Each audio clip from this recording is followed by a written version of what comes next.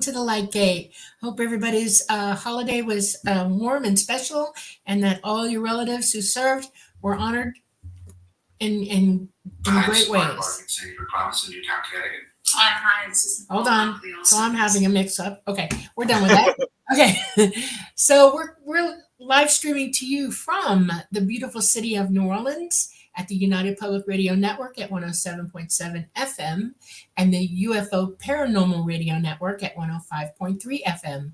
We are on Roku, we are on Facebook, we are on YouTube, and many, many, many other platforms. We have a great radio audience. Sometimes some of our people on radio only cannot see what we're presenting, so we're going to try and endeavor really hard to describe everything.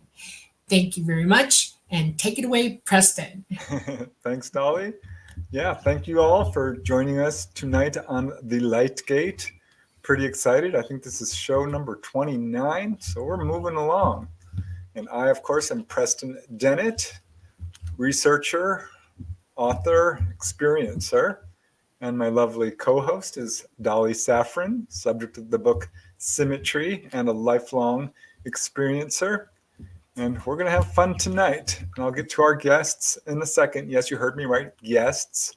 We have a surprise guest joining our main guest.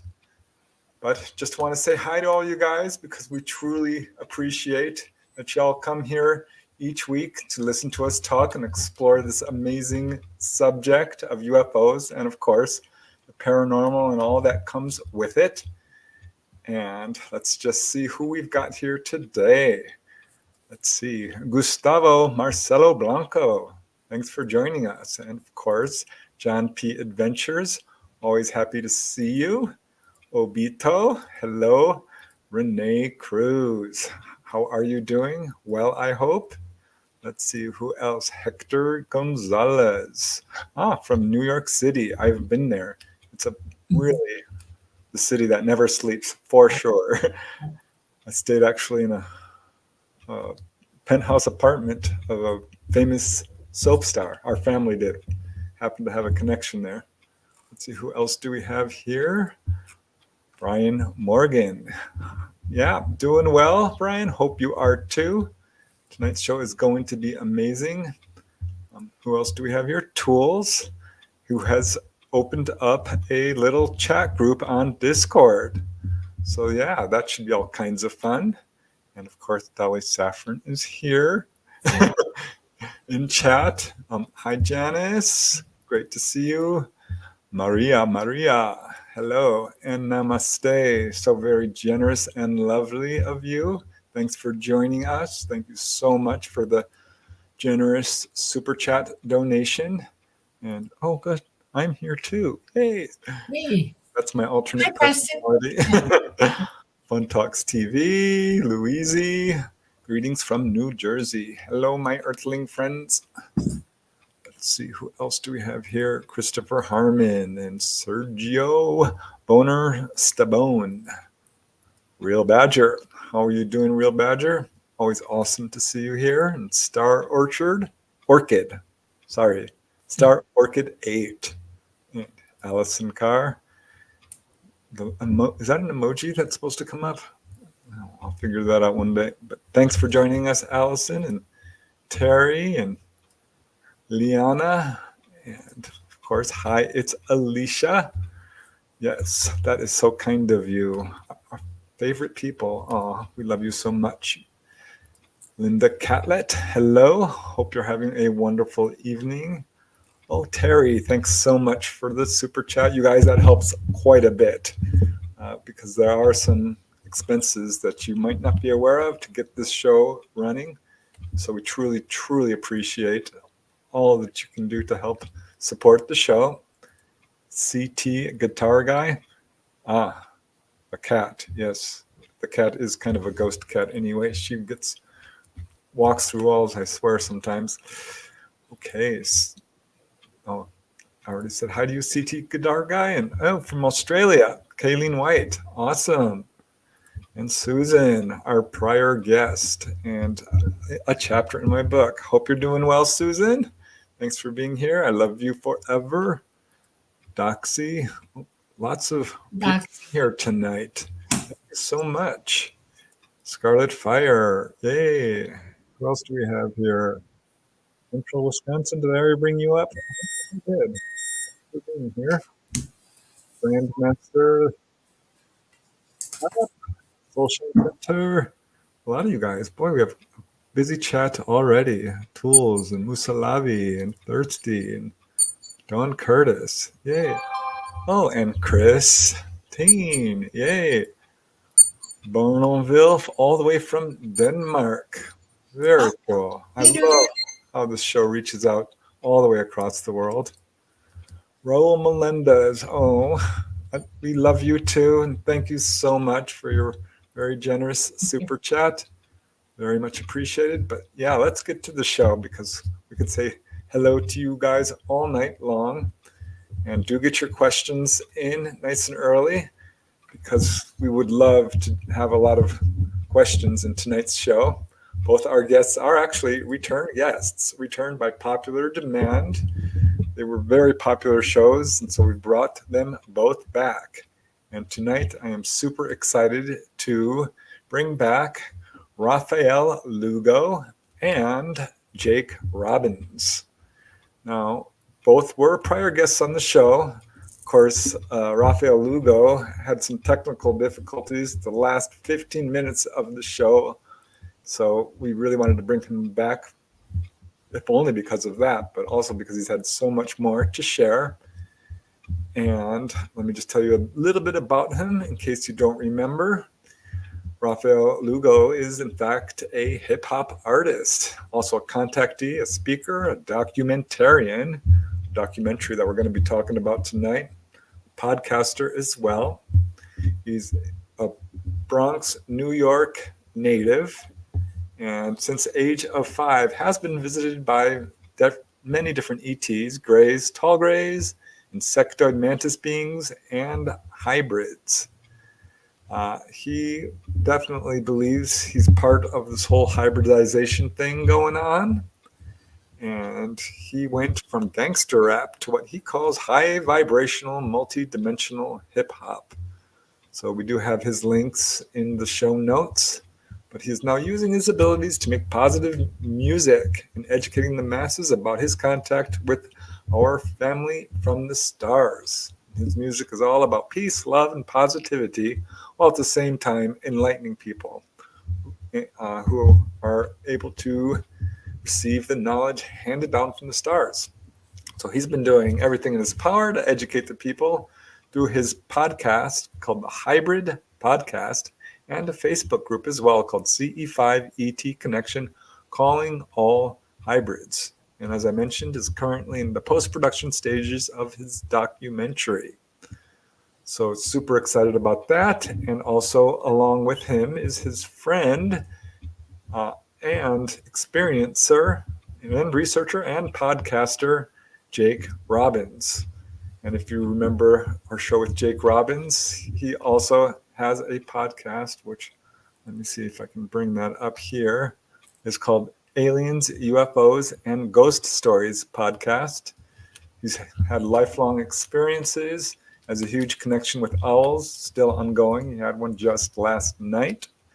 So super excited to have both these wonderful gentlemen back on, and we're going to have an amazing time because we have 2 guests tonight, and I will just pop them here onto the stage.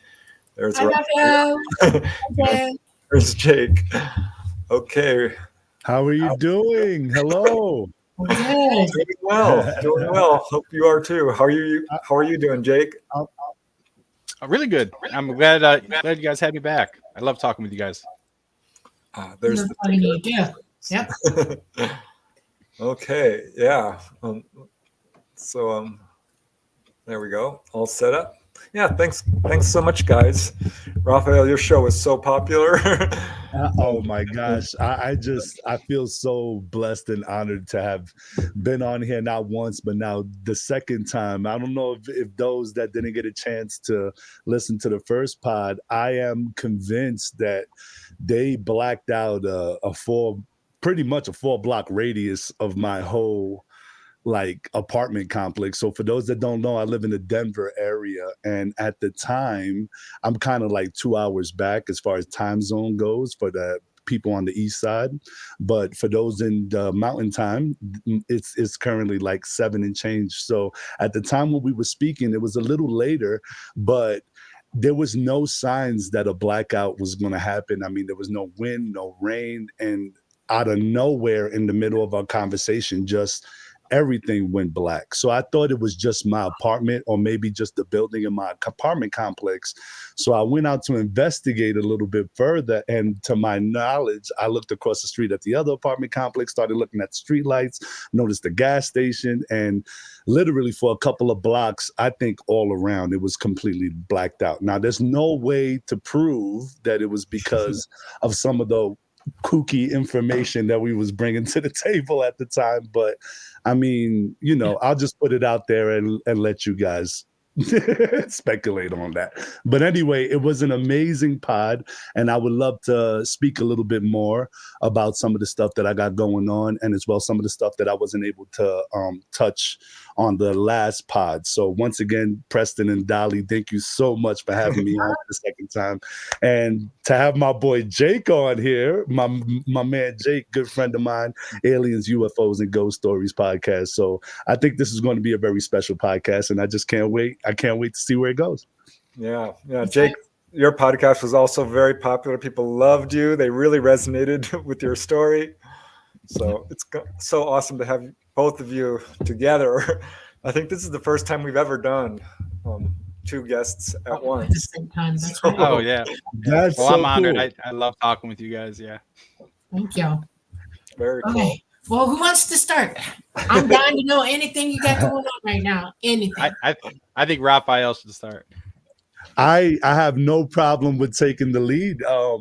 Well, I'll start with a little bit about myself as far as my experiences go. So I do believe to have had contact and have been blessed to have had contact with multiple beings. Now, I want to preface this by saying that although a lot of the experiences in the beginning to me were very scary, terrifying, just due to my lack of knowledge to what was happening to me, as well as my family not being so open. I mean, every time I would express to a family member that this was happening to me, it was either a demonic force that was attacking me or if it was a bad dream. Now, to give them a little bit of leniency, right, and leeway, they wasn't really versed on the subject as well.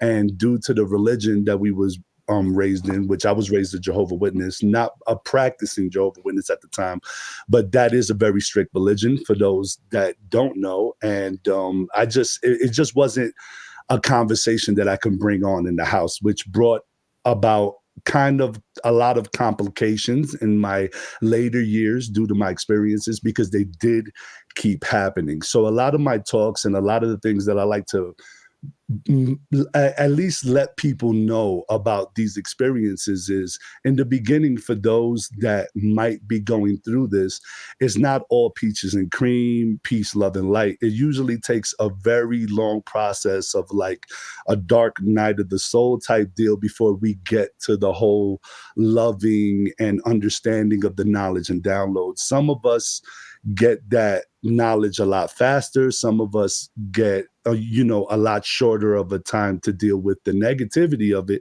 But I do want to say that all my experiences till this day have been positive. And if I ever express anything negative about my experience, it wouldn't be to say that the beings were doing something negative to me. It would be more of my lack of understanding in what was happening in the situation. So in the beginning, when I was 5, I've had contact with what I consider to be the Greys, the little short guys that come into the room. I do want to ask this question before I continue on. Now, I've noticed that they tend to move in threes, Yes. if that makes any sense. And I wanted to know why that is, because I always hear other people's stories when they talk about the Greys coming into the room, and there's always 3 little guys. And for me, it was the same way. One at the foot of my bed, one at the door, and another one behind the one at the door in the hallway. And I just wanted to know, Dolly or Preston, do you know anything? Psychological and I have my scientific. theories. It's scientific and psychological. Three, if there's one, you have most humans have a tendency to want to obliterate it. They'll go after it. Okay. If there are two, they have to track two of them, but they'll go for one and then the other. If there are three, they're tracking emotionally and mentally tracking three of them, and they now think they're outnumbered. It's a human thing. I've got one, I can get him. Two, yeah, I can take the other one, but three, no way. And it helps them make you not come after them because they're easily harmed. They're AI and they break easy. So that's why. Yeah, and we see this with human beings as well. If you send people out on a mission, you don't want to send one guy because what if he gets, taken down? And two guys, well, then they're going to be separated. So with three people, you have someone who can go back, get help, someone to stay, help the person who needs help. So it's a very common thing, even among I love hearing this because I didn't even think about those two things, and that makes so much sense now that I bring it. Yeah, for one of them to be in the room, and that's how I explain as far as the way they put you under a kind of sleep paralysis control type deal. The way I explain that is it's more for their protection and not for us. Yeah, I want to explain that now. I've been directed that I can now explain a few things. Okay, cool. So I'm going That's to give amazing. you some truth. When the white light comes in and they send down the bluish light beam, that is an interdimensional beam. And once you're in that beam, you are either outside of it or in it. If you're outside of it, looking in it as they're coming in the room, you are out of their time. They're out of your time. And your brain is trying to perceive them as moving through this linear time when they're in another, and they tend to move very, very slowly. So you think you're frozen. You're not tracking it as it's actually occurring. If you're in the blue light and you're going with them, people tend to see them moving normally, and that you realize that you're now moving somewhat, even though you're constrained by the it's like a beam. It's a light beam, a ribbon that you go into. And it constrains you. So it's not holding you. You can stick your arms out of it if you want to. You can move around in it. But it's when you're perceiving them, the light coming at you, it's two totally different. One's out of time, one's in time. And you think you're constrained or you're moving, you can't move.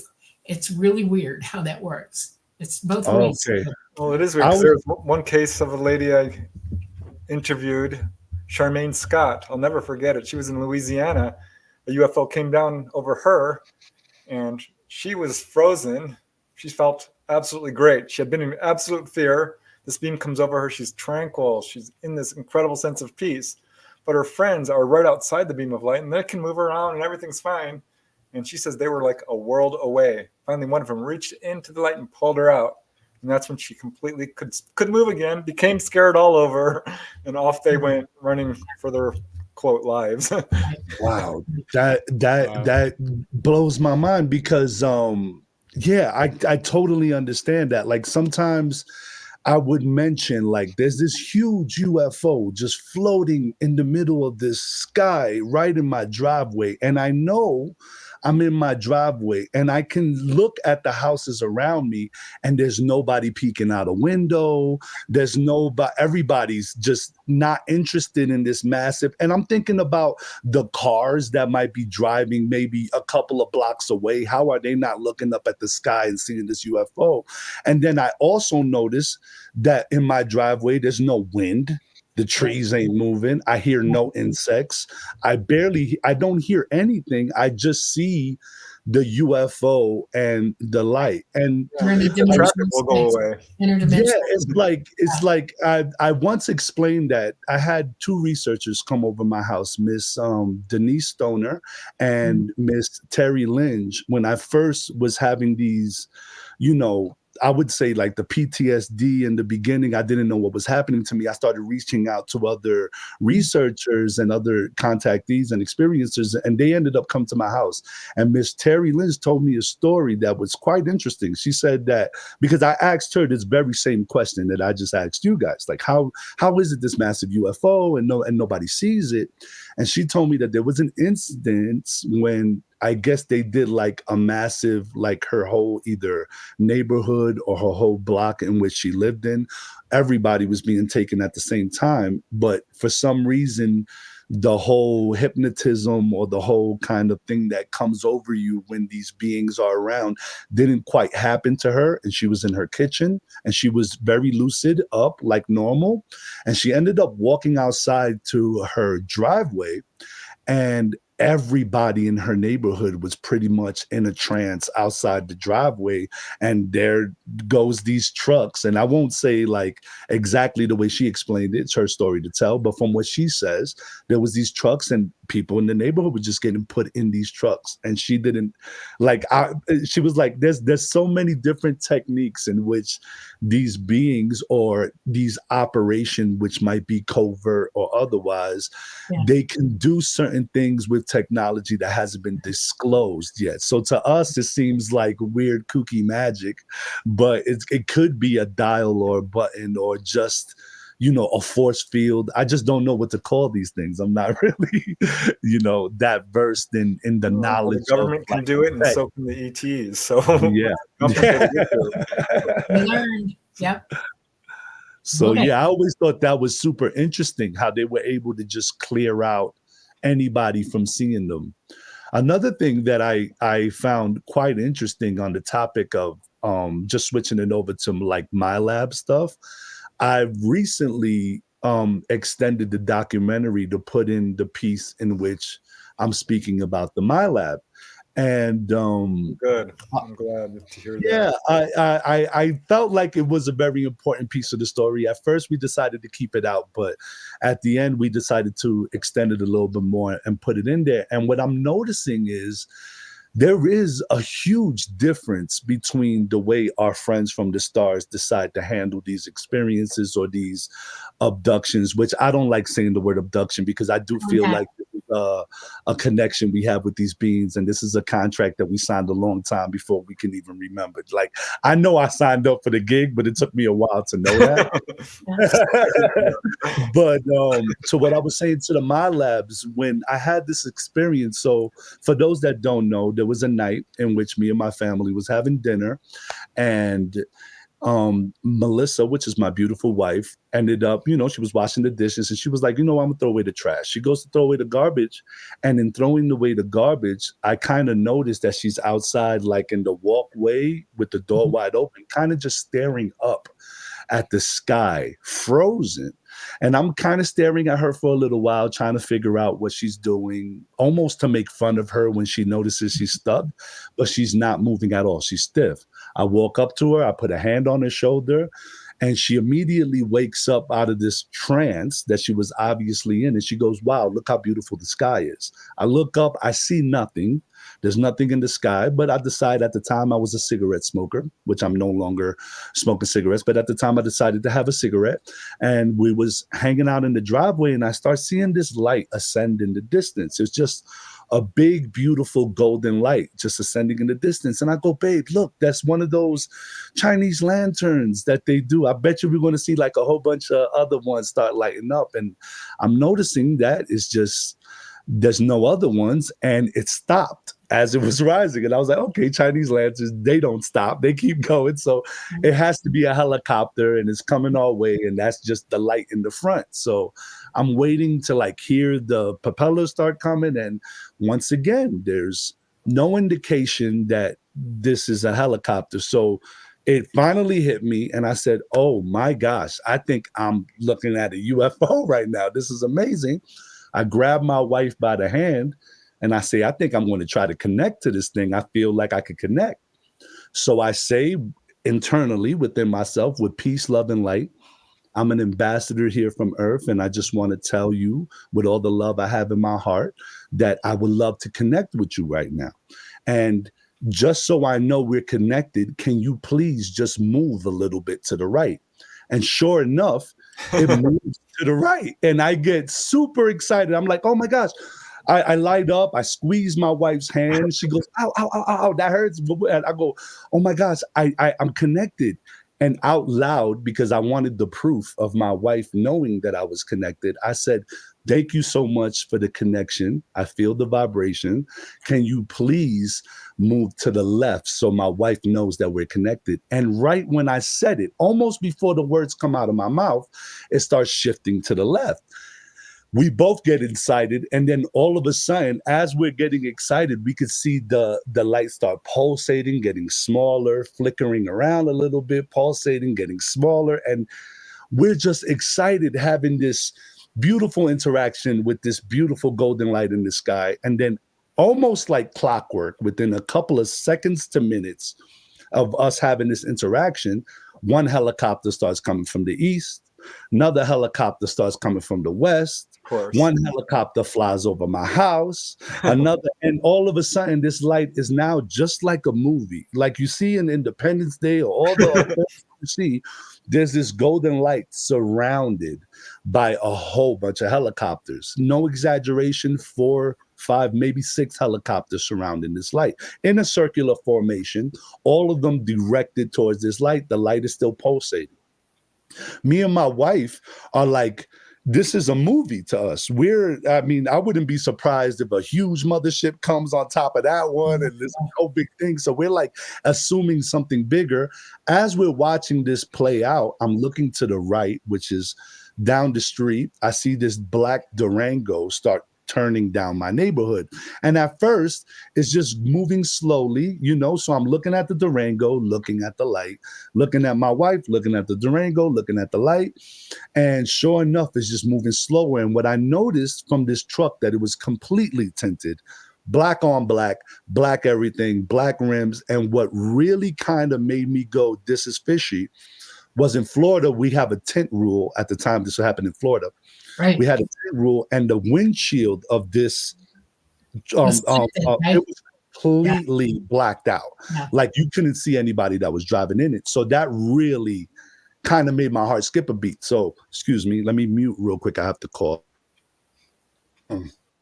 So that really made my heart kind of really skip a beat at that time. And I was like, whoa, this is kind of freaky. So I'm still looking at these helicopters in this light. Me and my wife noticing the Durango. Now it stops at the house. It didn't really stop. It kind of rolls up to the house next door to mine's, and then it pulls off a little faster than it was coming down the street to pass us. And as it passes us, a light flashes from this Durango. Now, I saw it as a green light.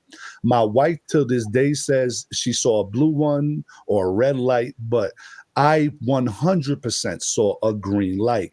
And I didn't see it, which was weird. I didn't see it come out of the car, like a light come out of the car. As the car passed, it was almost like all of my eyesight was engulfed with a green light. So that was the best way to explain it. It drives down the street and it reverse parks in another house, like kind of looking at us. I can sense the eyes from this truck looking at us. My wife gets really creeped out at that situation, and she's pretty much had enough. She goes inside. I call her a chicken. I go, oh, you want to see a UFO? And then when it happens, you're scared of the men in black, right? I've said things like that, right?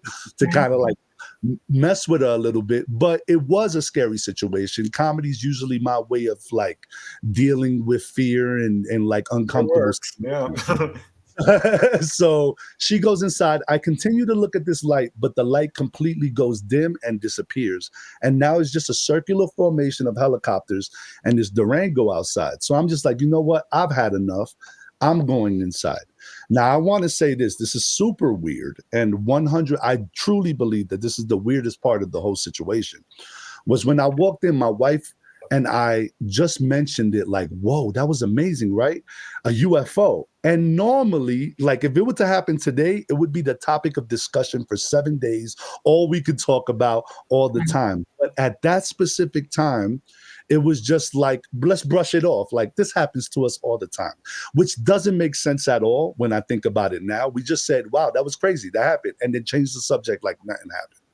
So now we continue to go on with the night. Nacho Libre was on Nacho Libre was on Netflix that night for the first time. Me and my family loved this movie, so we decided to watch it as a family.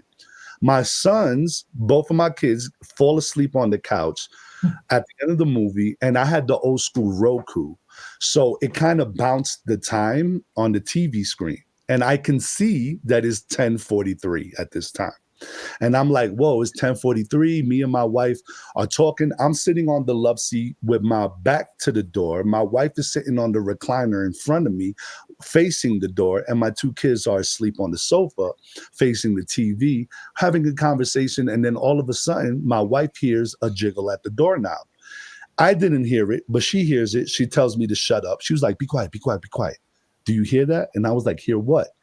And as soon as I went quiet, I can hear somebody kind of messing with the doorknob a little bit. As I'm hearing it, I go, okay, somebody's messing with the door. Oh, I know what it is. It's a friend of mine. I have a recording studio at home. He didn't call, must have been in the neighborhood. He's trying to like play a prank. I had a door in which had two windows, but they had curtains. So you could just move the curtains and see who was outside. So my plan was leave all the lights off in the house and kind of creep towards the door while this person is jiggling the doorknob and then whip open the curtains. And I was going to see my friend and be like, I got scared you instead of you scaring me. So that was like the whole deal. As I'm walking slowly towards the doorknob that's jiggling in the darkness, my hallway that goes to my recording studio, another bedroom, and the bathroom is to the right of me. As I'm passing the hallway, I just glance, and the brightest light of white light that I have ever seen in my life before I can even get to the door engulfs my whole eyesight. And then I end up waking up from that point. It's like I wake up and I'm in the back bathroom of my bedroom with my shirt off, laying in the starfish formation on my back. And I'm hearing in my ears like this ringing, a ringing sound. My whole body feels like it's tingling, like when your arm falls asleep. And my instinct, like almost like my primal instincts kicked in. And the first thing I thought of was, oh my gosh, where's my kids? And I popped up out or off the floor, ran through my bedroom, back into the living room, and I come to see that my wife is now sitting in the laying down in the love seat that I was sitting in, but in the most uncomfortable position. Like nobody sleeps this way. Her knees were almost hitting her chin. She's like crouched down, almost in like a crunch formation, kind of squished in the love seat. My oldest son is laying down on the couch where both my sons were sleeping, but his feet was where the pillow was, and his whole body was underneath the blanket. And then my youngest son was underneath my kitchen table holding on to his pillow and a blanket that he had underneath the kitchen table, which he's never used my kitchen table as a fort because it was a glass table. So we never let him play around it. So for him to be underneath it, almost using it as a fort, was weird. So I saw all this, noticed everybody was safe, didn't see no damage in the house. And my first instinct was I slapped my wife's, like I slapped her on the leg to wake her up. And I was like, babe, wake up, wake up, wake up. What happened? When she woke up like really like almost confused, like what happened? I turned to look at the TV. The TV still bouncing the time. It now says 2:50 something in the morning. So I just saw 10:43 when I was walking to the door and saw a white light. It literally felt like I blinked my eyes and I'm in the bathroom with my shirt off. And now all of a sudden I run into the living room and it's 2:42, almost 3 o'clock in the morning. And I'm like, babe, it's 3 o'clock in the morning. What happened? And she was like, I don't know. The last thing I remember was you walking to the door and I saw a white light and now I'm laying here. And that's literally my lab story. And the only reason why I could tell the difference between when it's a my lab and when it's my friends from the stars or my family from the stars is because there was this sense of like, I've had surgery before, so I know what it's like to wake up from anesthesia. And there's this sort of like smell that stays in your nose, and like this feeling that I remember from my lower back, like this numbing kind of weird feeling in my lower back. And I had the same almost identical smell in my nose and the same feeling in my lower back. And I've never had that feeling with any other experience I've had when I've either had like a dream state, lucid experience with the ET, or when I was physically taken on board physically. Like I've never had that feeling. I always woke up, if anything, feeling better the day after than the day before. So, well, to finish, a couple of like 3 days later, I'm sitting down and I'm playing Call of Duty in my living room. My wife is just going about her routine that she normally does, and I'm hearing people in my backyard. And for those that don't know, I'm 6'1", 230 pounds. I come from not the best background, so I know how to defend myself. So I don't scare easy. And when I looked in this backyard and I saw these massive 6'4" beefy dudes that don't like, just they stood out of place. They just didn't belong in my neighborhood, never seen them. I go, yo, what are you guys doing in my backyard right now? Like, you didn't knock on the door. You just, oh, sorry, we're looking for a drone. We'll be out your hair in a minute. That's what they're saying to me. And I'm like, whatever. Not gonna lie, once again, a little embarrassed, but super intimidated at the size of these guys. So I wasn't really gonna push the fact that they need to leave my backyard. Noticing that my wife is talking to this other lady in complete like uniform type, like fatigue pants, the whole setup, black glasses, hat. And they're saying, oh, we was doing a training operation in the area. We lost a drone. So we'll be out your hair in a minute. I think that was kind of like a cleanup team that came by to make sure there wasn't nothing left behind, or they didn't leave any footprints, or yada, yada, yada. But once again, that's speculation. I'm just telling you guys the timeline and the way it happened. But that's my big MyLab story, and I would love to hear your thoughts on that. That's There's exactly a lot to unpack there, Rafael. That's a big one. I would say one thing which just really struck me is, because I've heard this from a lot of other people in terms of the UFO part, where you're talking to it and it's responding, because they do that. And I think this is very much intentional. And there's one guy I interviewed, Stan Hughes, who would go to Lake Pend Oreille and watch these UFOs all the time and talk to them, mentally reach out and connect with them, just like you were describing. And one time he's there with his little, I think it was his granddaughter.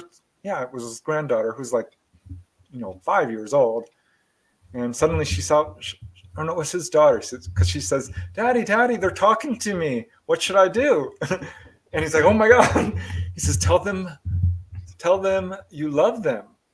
And so in her sweet little voice, she says, I love you. And at this point, this object, which was quite far away, comes swooping down right over the head, shines a light on him, flashes really bright, so it leaves kind of an after image in their retina, and makes it clear to them that they absolutely heard and they love you too. Yeah, I love that. I love hearing stories like that. Yeah. I had almost MyLab. Before my father passed away, it was me, my mom, and dad in my house. And I was not in my room that night. I was in the living room in my big, over fluffy Queen Anne chair. Okay, big, overstuffed one. And I had my feet up on the stool, and I was reading in the dark with a flashlight. And I was about to fall asleep, actually. And I am really alert to almost anything. And I heard the front door. Now I have gates, heavy gates outside my doors. In other words, it's security gates, that slam shut and it's got bulletproof glass on them. And I heard that open, and I thought, did I lock that thing? And apparently I had not. And because it's the last thing I do before I go to bed, and I hadn't done that yet. And then I heard him trying to pull the handle on the door, and it was double doors, like French doors, double doors. They open really wide for wheelchairs and stuff. And I jumped up, and at the speed of lightning, because the doors open in, I hit both hands into it, and I slammed into it and pushed them back. And then out of my mouth came my dad's voice. I can imitate my dad screaming, Sergeant Saprin, get the fuck off my porch right goddamn now, I got a gun. And that was, my mother came running with my gun, and he heard me pump it. Okay, I have a double barrel shotgun, 2 triggers, no kidding. And I said, "Run, baby, run!" And poof, they ran. We called the cops. The cops got there and said, "We can't find any evidence of anybody." And I said, "I want you to dust the door handles and everything." He said, "They've been wiped." And I said, "Great, okay." And I said, "Well, I won't forget to lock anything." They left an officer outside our home for 2 days, both nights. And I very calmly told my dad, I said, "I don't know what their deal is. I'm going to deal with it on my end of it." And he said, "Okay." And they left us alone after that. But I don't know if I had fallen asleep and they got in, God only knows what would have happened. You know, um, I'm capable of anything. And if you suddenly wake me up, you can't just knock me out. I'm defensive. I can defend against that kind of an attack. And I would have killed them, literally killed them, because they were coming in my house with my parents in the house. That would have been all she wrote. And then we had another incident where this was all my fault. I was laying in the bed and I'm talking to Talata, and I have never been in a house that had a UFO come through it. Okay. And I'm like, do I ever get the pleasure of seeing this stuff? Can I have one? Can that happen? And the next thing I know, my room lit up red and I see it start to come through the wall. It was like a small one, like the sports model that somebody talks about. And my whole room turned red and it went right through my room, all the way through the house and out the other side. My mother was standing in the doorway staring at it like this, you know? And I said, "Did you see that?" She said, "See what?" And I was like, dang, no, it pissed me off. But yeah, I got to see that. That was the real deal. Wow. And Not to cut you off, but something similar to that happened to me. Now, I don't know if it was a ship, but I'm sitting down in the same house. It's like almost the Oviedo house, which I just want to preface this by saying that 20 minutes away from where I live, there was a Lockheed Martin. So I don't know if that's a thing, but I know that they do a lot of aerospace stuff with secret projects. So I wouldn't be surprised if that my lab that I spoke about just, well, that's where they did all the work. You know what I'm saying? Like all the near extraction.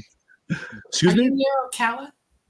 I was very close to Ocala. As a matter of fact, I used to live in Inverness, which is like 25 minutes from the Highlands, which is that's smacking. that place was. Yeah, I know it well. Okay. Dolly, I'm going to bring up a question real quick. Okay. Of course. Before it gets too far away. Please. And it is, what do you mean the UFO went through the house, Dolly? Like out of this dimension. This is from Fun Talks TV. It was interdimension. It was not in our dimension. It was, I could see it. It was like in the fourth dimension coming through, and they light up red when they do that. I mean, pure red. They don't use white lights or anything. No blue, nothing. They turn red when they're doing it. And they sluiced right through my house. You can go through anything from the fourth dimension. There's people who report them going right through a forest filled with trees. And they're like, how is it doing this? It looks like they're or not. It is solid. Well, what the crazy, I'm sorry to cut you off, but the crazy part about that, like the minute you said, how is it going through the trees? I get this memory, right? So I remember laying in my bed, right? I'm flat in my bed. And I was being lifted up out my bed, and I'm slowly, like feet first, going towards like the wall of the house, which is leading outside. And I'm just like, okay, I'm going to hit this wall and I'm just going to float into this wall. And for some reason, everything looked very dull, like very like another color, almost like I was in the reality, not in the reality, in the dimension, out the dimension type deal. And I'm slowly floating, right? I don't feel nobody holding me or anything, just floating through. And then my feet go through the wall, and I find it interesting. And then my kneecaps, and then my waist, and then I can sense my whole body going. By the time it gets to my head, my head's going to fall off, or something's going to happen when my mouth gets there. And as the weirdest thing, as my mouth is passing through the wall, I can taste the plaster. I can taste the concrete. I can taste everything, the wood made in the house. And then all of a sudden I can smell the plaster. My nose is going through. I can smell the wood. Then all of a sudden I can see fragments of things. And all of a sudden I'm outside. and Yep. I went straight through this wall. It didn't like make a hole, and I saw outside, and it was like I went through the solid object as a solid object. Yep. And then as I was outside, I can see a huge light. Obviously, I'm assuming it was a ship I was going into. I could see a huge light on the outside, and it's over these trees that are right next to my outside. So I'm like, okay, it's going to maneuver me around the trees, No, and I'm going to some way go through the light. no. And sure enough, I just started going feet first, Right through the upwards with my head facing down, and I can feel the branches in my mouth. I can feel That the is so leaves weird. passing through it. I can, Yeah. and the branches are not like going in my mouth. They're passing through my brain, Right. eyes, and then as they pass my mouth, I'm tasting them And out of my smell chin, it. and then I'm Yes. in the ship. The So I chloroform. was like, how Chloroform. do they do this? Like, what's the Yeah, I technology? talked to one guy. They took him right through the ground itself. He went through the Yeah. wall. There was a hill where the ship was behind it. He went through the hill. Yeah. Crazy. It is crazy. I know. When I was 14 and they took me up out the roof of the house, which had rocks on the roof. You know, it's Florida, okay? We had rock roofs back in the day. And then it took me up through the daggone tree, and I could taste the sap going through my mouth. I'm Now, telling you, I it's tell happened to that me to people, and they multiple don't understand times. it. I've had it happen. Now I have another issue is when we light gate and we're going into the gate, I now take a deep breath and I hold my breath because I don't want to smell it. I don't want to taste it. I don't even know if I can breathe in it. So I just hold my breath and get through as fast as I can. And they all laugh at me every time because I'm like, because I don't know. It's no. It's bad enough to taste everything on the planet. No, I'm not doing that. So yeah. There's a lot of people I've talked to though who don't experience that. The wall turns transparent. Exact. I've heard that before as well. So I'm like, whoa. What is going on Okay. there? There's a That's a So light difference. gate. is That's it a light different technology? So is this different technology for the Yeah. beings or covert program? I would assume, right? There's just different No. ways. If they're going through what they see is transparent, it's light and it dissolves. That's a light gate. That's what a light gate does. Everything becomes transparent, and they're doing that because they're moving them extremely quickly. They just don't realize how fast they're being pulled out. They have to get them out, and they're in another dimension when they're doing it. When they're in our area, they'll use a energy beam to take you out. Okay. The opaque dimension. So when the color goes dim, that's when you left. Yeah. So Okay, gotcha. if you're leaving straight into the craft, that's because they're grabbing you very, very fast and you're like getting to them and they can pull you out that way. Okay, so to travel back a little bit from what I was saying, because we was talking about the ship going through the room. So I've seen something similar to that, but I'm not sure if it was a ship. Now I've heard that ships can be all shapes and sizes. Sometimes you'll see an orb and it can be a whole civilization. It could be a ship with a whole bunch of beings on it, or it can be, just what it is, an orb, right? So I just remember being almost in and out of sleep at this point. So I'm not quite sure if it was a lucid dream I was having or if it was a physical thing, but I just remember being in my recliner and my eyes were halfway squinted, and right through my door is this beautiful blue orb. And it's like, the best way to describe the color of blue is like the bottle of Windex blue. Right. And it was kind of like sparkly. Yeah. And it moved slowly through into my living room. And then it moved where my recording studio was into that hallway I was talking about earlier. And I knew that it was lighting up everything because as it's moving down the hallway, I can see the blue light kind of like moving along the walls. Mm-hmm. And I can't till this day, because that was only the one experience that I'm talking about. That little That's curve. The mind of a fifth dimensional being who is the craft, and they're spying on you for 5 minutes or so. This is how they know where you are. They locate you in the house that way. The craft can actually remote view you, and they come in as a blue orb. And it's pretty big. It's about that big. Okay. And you describe it perfectly. They're spying on you. A lot Okay, of all right, cool. because It didn't feel threatening enemies or looking at anything. you. It just felt like everywhere that the light touched, it Yeah, was almost doing like a layout of the, like just it was figuring out the area, the space for yep, some they're reason. just checking you out, making sure they know where you are and what's in their way. Yep. I love these. I love these little validations because I never have anybody to ask these questions to. So this is amazing. They're watching all of us. You know, Hmm. they're keeping a close eye on us. ETs. So that's cool. That's all right. So real quick, we got Jake here over here, all quiet and stuff, ain't saying nothing.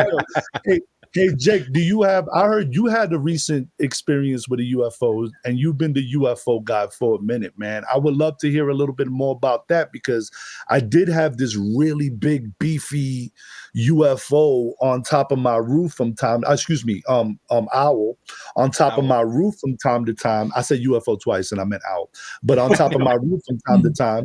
And I never really felt like it was an animal. Like it always felt like it was more than what it was because this confidence that it had when it stared back at you. It was almost like you're not looking at something that is scared you're going to shoot it down or scared you're going to make a noise. It's looking at something that is quite capable of looking right back into your soul and knowing exactly what you're going to do to it.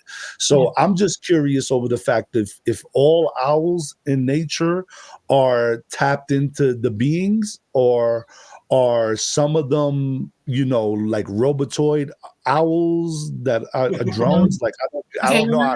Remember when I told you Wait. 50 We need okay. to take a quick station ID. Oh, did it go by that fast? Oh my god. So hold on, guys. And yes, Okay. definitely jump in because we do want to hear from you too. But I want to let all of you know you are watching The Light Gate. I'm your host, Preston Dennett. My lovely co-host is Dolly Saffron. And we are streaming live at the United Public Radio Network, 107.7 FM in the beautiful city of New Orleans. Also the UFO Paranormal Radio Network, 105.3 FM. We're, of course, on YouTube and Facebook and on Roku. So that is awesome. We truly appreciate all the work our producers do. And yes, you are watching The Light Gate, and our guests tonight are Rafael Lugo, who is awesome, and of course, Jake Robbins, who is equally awesome. So super happy to have you guys on tonight. And Jake, you are sitting there in the corner smiling widely, and we would love to hear from you because we know you have all kinds of interesting experiences as well. Yeah. As an interviewer or the host of a show, when somebody's on a roll, you let them roll. And Rafael can roll too. He knows how to roll. I mean, his stories, his recall, it's absolutely incredible to me. Almost on like a Jim Sparks level. If you guys know Jim Sparks, but I mean, just being able to remember. Dolly, I remember the first time that we met. You said that the reason that you probably don't remember so much is because a lot of times with my experience, I'm terrified. So that's probably why, they could be wiping it. But I was you turn it off. You stop it. You don't let it reach your frontal lobe. In other words, yeah. It gets talked about and you agree, and then you let it go. You can always come back to it. You can remember it eventually if you want to. Yep. Yeah, I'm actually doing a regression on the 26th. So we'll see what happens there. Yeah, it's a woman named Mary Bassett. She's I don't know. Do you guys know Bill Konkoleski? He's the head of MUFON for the state of Michigan, by chance. I have heard of him. Yeah, he recommended Mary. I think that's the only regressionist they use for the state of Michigan. Really excited about that. But we were speaking about orbs earlier, and there's one thing I don't think I've ever told on a podcast, and so we recorded on a Saturday for the Aliens, UFOs, and Ghost Stories. The two of you came on, of course, and it was just a complete mind melt of a conversation. And you called me the next day, and my wife, who's not as much into the subject, I basically lined it up to where it was just 45 seconds of just listen to this. This is really big, and then you don't have to listen anymore. And I hit play, and it's playing through the Bluetooth on the car. And then Dolly's talking, and she goes, "Who's that?" I'm like, "That's Dolly." The moment that word came out of my mouth, Dolly, you called my phone, and it was on the Bluetooth of the car. It was Yeah, it's eerie. funny to do things like that. Yeah, I pick up and I go. Preston can tell you every now and then I'll just be sitting doing nothing, and all of a sudden I feel like I need to call this person right now. I mean, I really have to call this person. Sometimes it's 2 or 3 a day, and when I call them, they freak out. They're like, "Oh my god, I was just thinking about what the hell," you know. It's like, That's happened. That's happened to me. So I just want to vouch. So I yeah. just want to say that. And I got a story after this one, Jake. So just remind me. It's Okay. with Dolly. So, naturally, after you told me this mind-melting things, if you guys are curious, go back and you can listen to, I'm not sure, it was the season 2, episode 1. But yeah, you hit me with a lot of really big stuff. And to be perfectly honest, because I didn't really know you very well, it's like, I don't know if I can believe in that really. And to kind of put you on the spot very politely, I was like, if any of this is, if any of this is true, like my wife's sitting here with me. Do you know like what type of background she comes from? And Dolly goes, Scandinavian. And her grandfather is Swedish. She was born in Sweden. And then the very next day, I get a call. It's a Monday, and it's Dolly, and she's kind of being inquisitive. She's asking about my father. She's like, "Is your father in his early 60s?" I was like, "Yeah." She's like, "Salt, pepper." I'm like, "Yep." And she goes, "He's Indian, isn't he? Cherokee Indian?"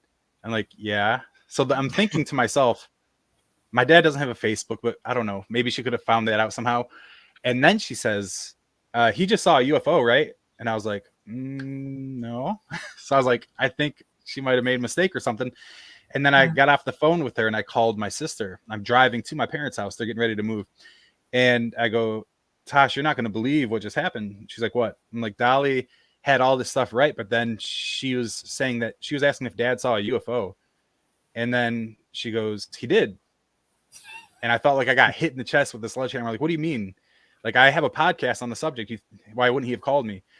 So I get there and I was like, "Dude, did you recently see a UFO?" He's like, "Yeah, on Thursday." And I'm like, "Why wouldn't you tell me that?" And he goes, "Oh, I'm sorry, I'm really busy with a move." And he goes, here's the video.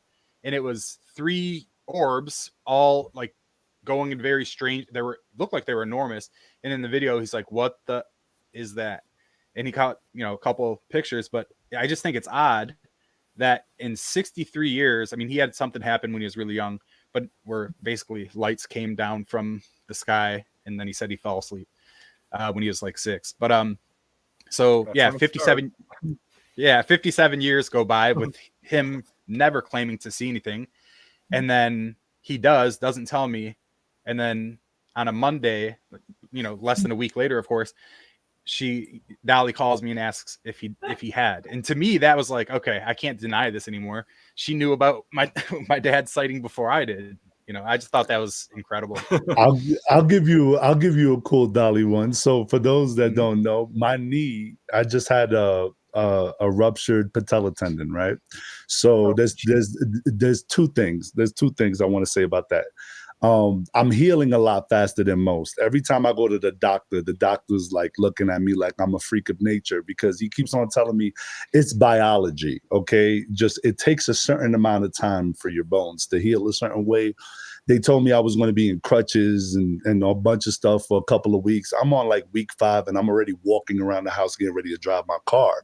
So it's like, it doesn't make sense. Every time I go to physical therapy, I'm getting better. So there was this one instance where I wasn't doing so good. It was like the first week, I think it was the first or second physical therapy session I went to. I'm sitting down in the lobby of like the waiting room. My wife is to the left of me and I'm highly intuitive. Like I know when subtle energy changes around me really fast. Like I pick it up fast and I trust my intuition a lot more than most. Like I'm really good at knowing the difference between what my brain is telling me and what's happening outside of my aura. Trusting it. Yeah, it's the trust, right? So I'm sitting down in the lobby and I look to the right and everything around me. Now, the way I see Dolly, because she decided to remote view me at that time, I see her physically sitting next to me in a chair, but I can't scream out loud that I can Yeah.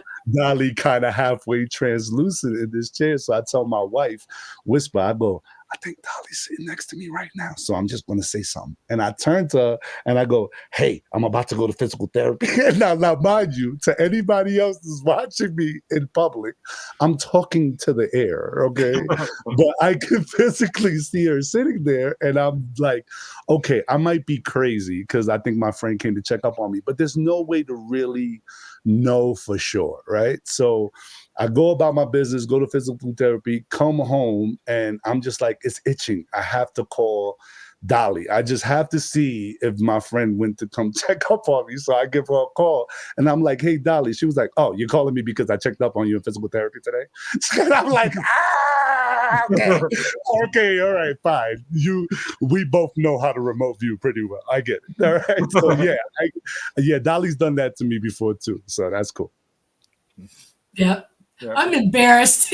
Okay. That's one of the benefits of getting to know Dolly. She did it to me. Appeared in my room one day. Of course, I did it to her first, but Yes, he did. Turnabout's very fair play.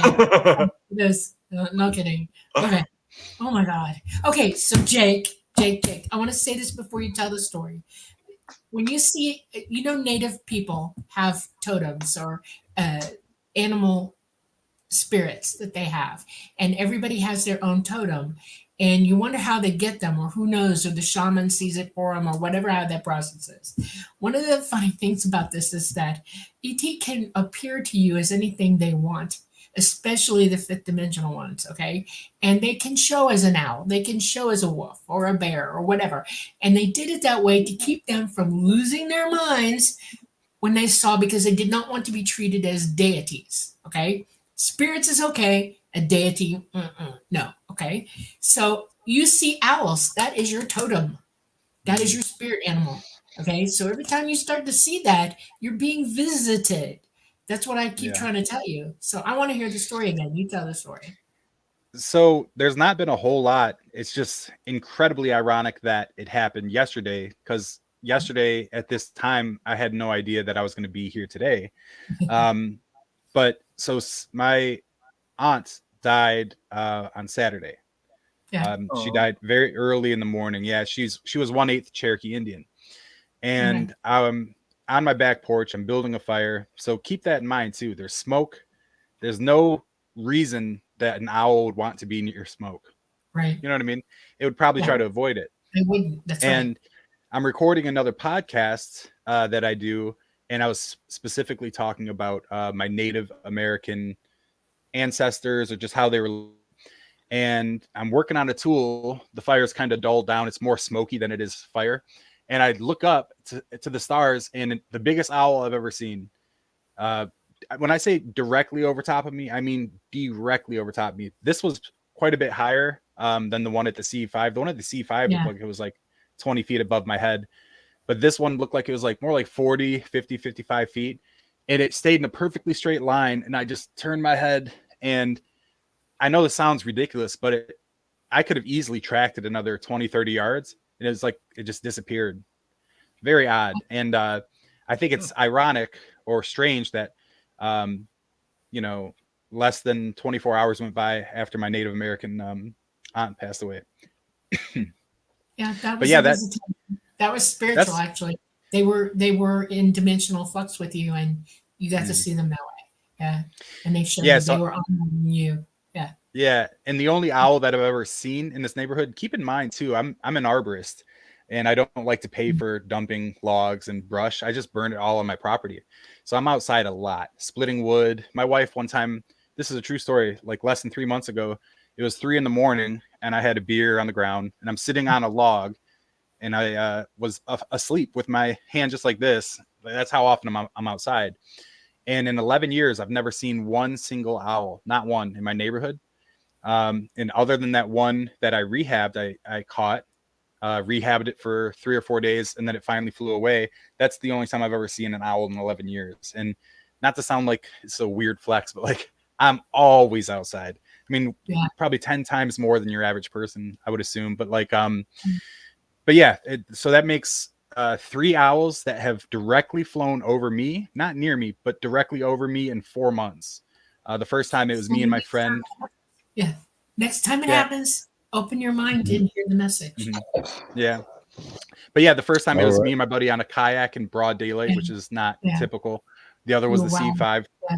Yeah. And then last night. So They always bring a message. Open your mind next time and deliberately open your mind and hear the message. Okay? oh yeah, for sure. Okay.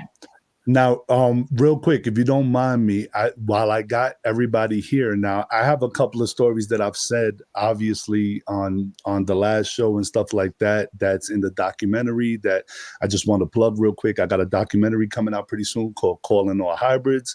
It's going to be on Amazon Prime pretty soon. We're just in the last final stages of coloring and getting all that started. So I'll be more than happy to give everybody the official dates as soon as I get more information on that. But one of the things that I didn't speak about in my documentary, because I never really had, I've never heard anybody else talk about anything like this. It was always kind of like a weird thing for me, but I do remember something similar to what I assumed to be a piloting program that I would love to run by you guys if we have a little bit of time here, if you don't mind me explaining that part of it. All right. So I just remember being escorted into this, almost like it looked like a cave, but it was definitely made out of like some kind of rock structure.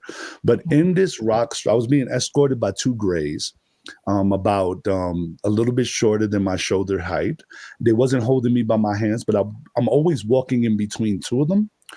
So it's like I was walking a little bit in front of these two grays walking behind me, but they were kind of leading me into this cave-like room that had a flat metallic panel on it, and it had a screen that was almost like at an angle, but angled down. So imagine a screen that came above your head. If you were to sit down in a chair, the screen would angle above your head and kind of slant down in front of you. Right. And I kind of sat down in front of this chair. Okay. And when I'm sitting in this chair, I'm in front of this panel, and there's three symbols, no buttons, no nothing, just a flat panel with one symbol on the left, one symbol on the right, one symbol in the middle. And I get this sense that I have to put my hands over these symbols. Now, my whole life, I used to tell people, is it just me, or can everybody feel the solid in the air? I used to say that to everybody, and they used to think I'm crazy. But when I move my hands through the air, for some reason, it feels like almost like I'm treading water, but not so dense. Right. And when I feel from my palm, I can feel like 5 to 6 inches away from my palm all the time. Like this has always happened. And I used to tell people that, but I go over this panel with my palms. I do not touch the panel.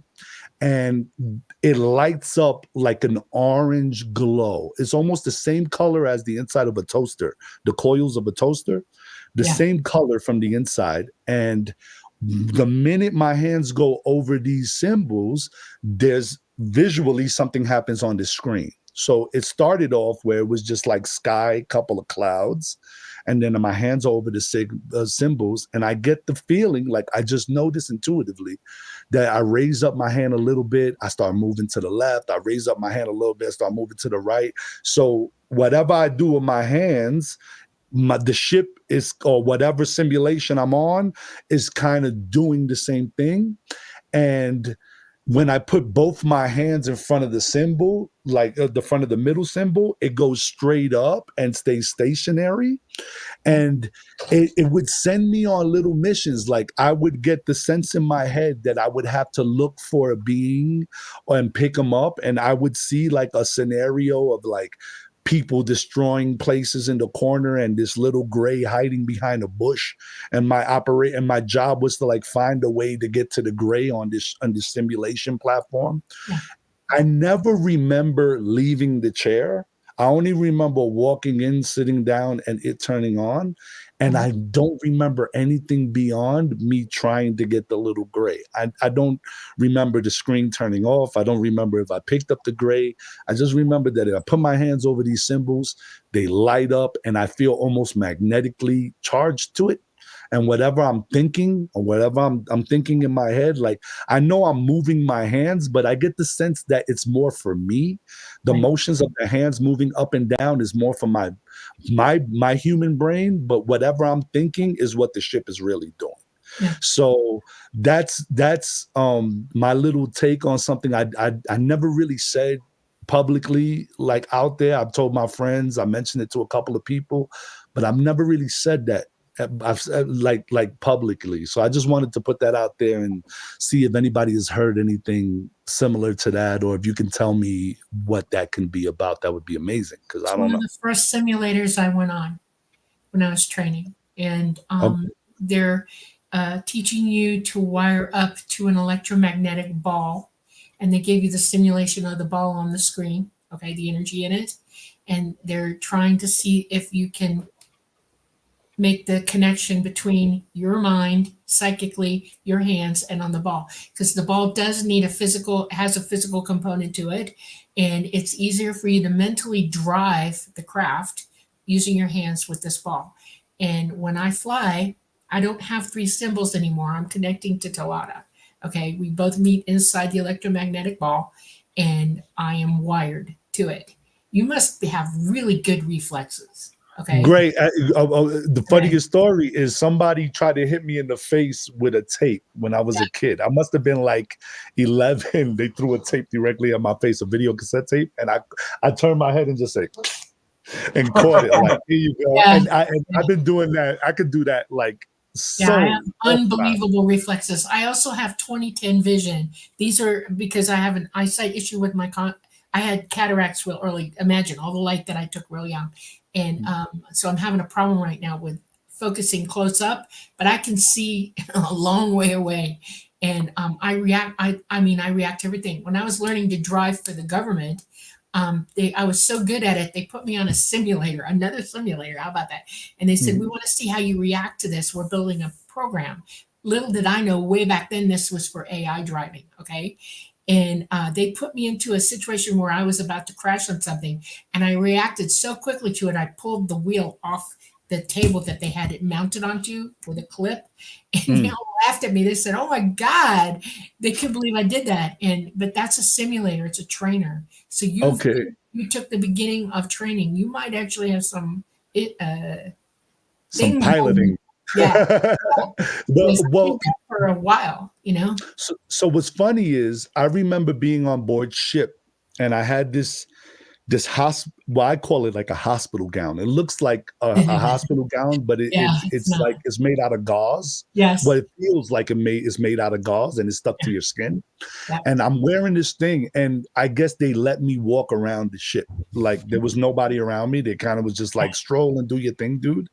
And I just remember putting my hand across the hull of the ship, like just to feel the metal of it, and wherever I would put my hand, it would go translucent.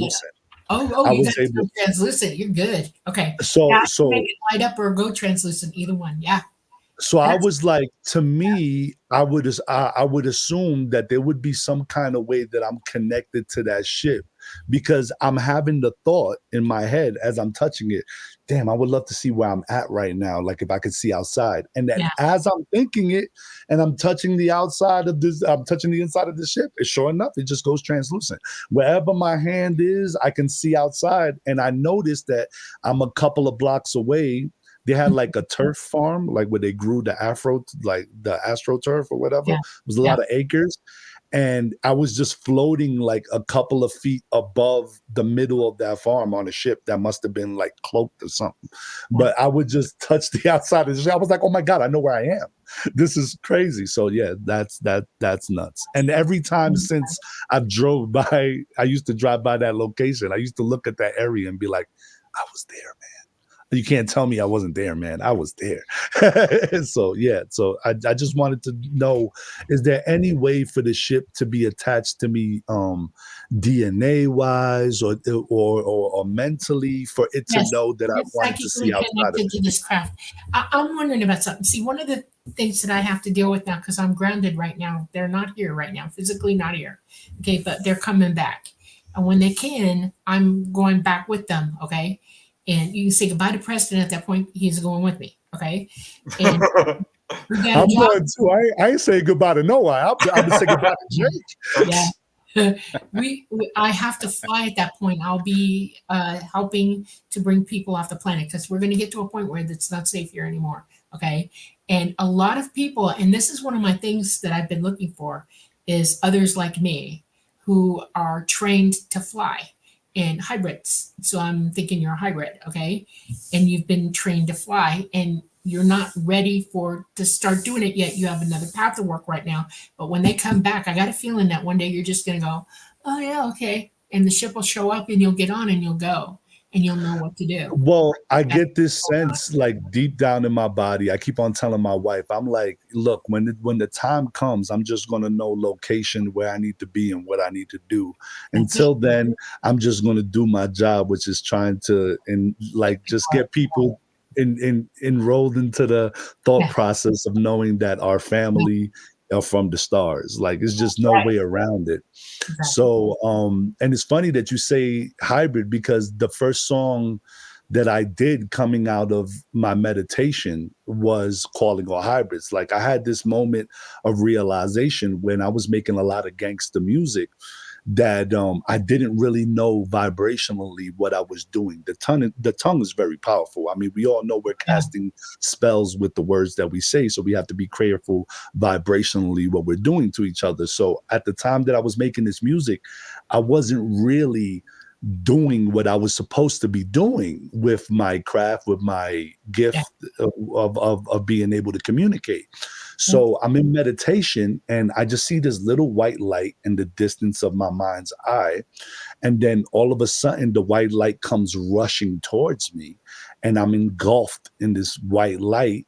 And I feel like I'm being pulled out of my body and all of a sudden I'm in the middle of the galaxy. I'm in the universe, right? And I can see myself floating in the middle of everything. And then all of a sudden I have this Kundalini, God brain type feeling where I can feel everything all at once at all times. Like I knew what it was like to be like a blade of grass and at the same time knew what it was like to be like the left wing on a butterfly. That's so what it was like, that's what it's weird. like. Join with the entity. That's what happens to me. I become the entity and I don't even need my eyes or my ears or anything anymore. I'm looking through him. And So I ended up doing this. Like I had this moment of realization, and then all of a sudden I'm being pulled into this kitchen where this dude and this lady are like fighting each other, and my song is playing in the background. Then I'm getting pulled above a car. I'm getting pulled above a car, and there's a guy getting ready to do drugs, like he's tying up his arm or he's rolling something. Like he's obviously getting ready to do some hard, heavy drugs in this car. And once again, my song is in the background. And then I get this vision of a pebble being dropped on one side of the ocean, and then on the other side of the ocean, a tidal wave destroying cities. And I automatically understood that what I was doing musically was inspiring people and enhancing negativity in people, which was causing more damage. And the minute I came out of that, I knew instantly, immediately, I couldn't curse in another record. I couldn't do any negative music. I knew automatically what I was doing was wrong. The first song I wrote coming out of meditation was Calling All Hybrids. And that started the path of the music that I make now. And what I find the most interesting about that is I told that to somebody else and they were like, whatever entity, whatever ETs, whatever beings that contracted you to do whatever work on this planet you decided to do at this time just had enough with what you was doing and was like, it's time for you to do the mission, my dude. And they put me through this torture phase where they made me feel like when I was in that kitchen, I knew how it felt for that lady to get punched in the face, the same way I knew for that guy's fist to hurt on her face. And I knew what it was like for the arm to get tied up and the excitement of drugs getting ready to rush in my system and the nausea going through. It was like I felt everything all the time. And I was being told, like, dude, you're doing something that you're not seeing. And it's like you're doing worse. And you're so So good glad at you shared that, Rafael, because Yes. this is a hugely important spiritual lesson that all the world needs to know, that our thoughts are things. And if you were to go out of your body, you would realize very quickly how powerful your thoughts are, because everything manifests instantly there. There's no barrier.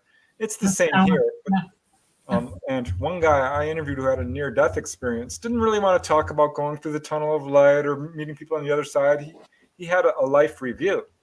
And he was not a great guy at that point. And he said when you go through a life review, you feel everything you did to other people, good and bad. Yeah, So physically feel it in your body. Yeah. He hurt a lot of people. And he said it wasn't just them he felt the people they hurt due to his actions. And there was a ripple out effect. So he suffered badly. I mean, he was basically in tears as he's telling me this. He says people need to understand that when they do bad, it affects everybody. And your story is a perfect example of how closely interconnected we all truly are. Exactly. And it's just amazing to me that you said it so beautifully and given that lesson, which is such a beautiful gift. Thank you. Yeah, I do see it as a gift because it's funny because I'm doing all this negative music and it was just like, it wasn't doing nothing for me. Like in my body, spiritually, like I didn't listen to it and get excited or anything. But now the music I make, it enriches me. I get emails from people how much I changed their lives or how much they don't feel alone. Like I had a friend of mine that was like, yo, look, I don't even know what an insectoid is or a mantis or a palladian, but I know that beat is great and everything else you're saying is great. And then the minute I stopped listening to it, the first thing I did was research insectoids. And I was so fascinated with this world of ufology. And I'm like, wow, this dude was literally just not even caring about ufology yesterday. And now today he's goodness like, is so much more powerful, and you will feel all of that. So all of that is rippling out. So a little, even something as simple as a smile. Right. One lady I talked to who had a near-death experience got to meet angels, and the angels were so proud of her because she got out of her car and helped this little lady cross the street. And all these other big things she had thought she had done, which were so great, they were like, no, that was really what you did. It's simple acts of human kindness. Yes. Huge effect on all of us. Wow, that is so true, so true. Now the question is, do we have time for something else I would love to bring to you guys' attention? Yeah, but wait, let's get to a few questions because I don't want to do it. I would love that. I got more. I could talk forever. You know me. I got more. We'll bring you back if we have to, if we can. Actually, that would be actually awesome. Yeah. But here's one for you, Jake, which is actually for Doc. I don't know why these comments are so big. I'm gonna have to figure that out. This is probably coming from his show because it's talking to him. Yeah. I mean, it's covering your guys' faces, and it's so rude. So I'm so sorry about that. I'm sorry. Yeah. Well, I'm gonna figure that out. But here's a question for you, Jake, from JSTA86 Tube. And I don't know if you know of this, but he's asking, will you ask Dolly the question I asked you? So I can only imagine who that might be. I had a couple people reach out. If this is who I am thinking of, I believe he's an electrician. He reached out and he had listened to, I believe, the first one that we did on aliens, UFOs, and ghost stories. And but yeah, he essentially was concerned with what you did say that you guys would possibly be coming and taking everybody out, and but if you were vibrating high enough, and maybe the people who aren't really trying to be kind might not get left, or they might get left behind. I'm going to be very specific about that, okay? If you are part of the group that doesn't want anybody to go with ET and are planning to use ET against you, they ain't going anywhere, okay? They're stuck here. They're going to stay here. Too bad. Too late. Sorry. All right? We all recycle. It doesn't matter. They're not going to take them. They're not going to infect their societies with that thinking. But if you've woken up and you're looking for them and you really want to know what's going on, you want truth, you finally want to know the truth, and you're willing to walk off the slave train, which we are on here, no joking around. Don't worry about it. You will hear them. You will see them. You will go with them. And that might be, and this might hurt somebody's feelings, but if there's a guy and he's robbed everybody for the entirety of his life and he's been a real shmoo, okay, but he still wants the truth, like he's waking up to it, he's gonna go, okay? It doesn't matter whether you're right or wrong or indifferent, none of that matters. But it does matter if you want the truth and you want to know the truth and you're waking up to the truth. That's what they're going to come for. And most welcome to get you the heck out of here, because you don't want to be here for what's coming. We have a micronova coming and it is going to be bad. Okay. So no, the only people who aren't going to go is if you're black-hearted wastes of skin, as ET puts it. Don't expect to get lifted out of here. They won't put you on board. You won't they won't even see them here. That's the point. They will be totally oblivious to it.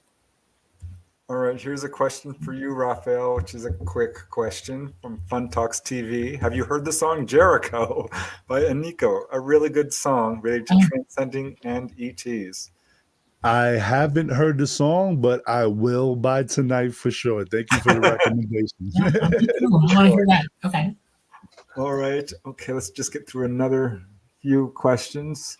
Here is one from Lila. Retinal pigmentosa in relation to experiences, please. Any info? I can't tell you about retinal pigmentosa directly, but I can tell you that contactees, as a general rule, do have light sensitivity.